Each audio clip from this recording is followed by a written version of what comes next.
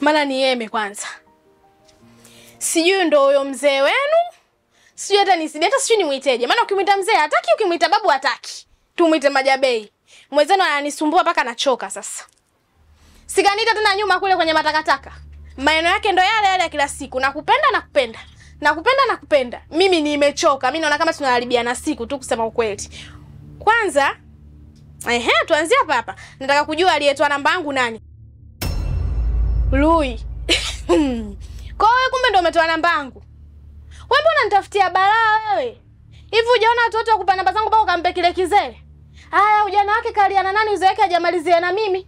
Dada, uje taratibu. Sijui unaelewa. Alafu, hivi unajua unaishi katika nyumba gani wewe? Wewe mwenyewe unaishi katika nyumba hii. Sijui unaelewa.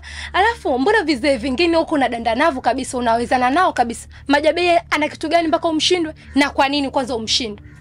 Sitaki, sipendi kutafutiana heda za ujanani jamani. Sitaki, maisha bado matamu na nataka. Kwa nini lakini? Utataka, utapenda na utahitaji kwa sababu hata ng'ombe mwenyewe hazaiki maini. Kwa hiyo mimi naona bora tu utoke naye. Hata kama ndo mzee, wewe lile tumbo mimi nalipeleka wapi? Naliweka wapi lile tumbo kama swala ya kunifia kitu gani? Sitaki. Wewe upo, Tunda yupo, huyu yupo, mwambie aende. Sawa? Mimi na nini nilichokuwa nacho mimi na nyie si mnacho?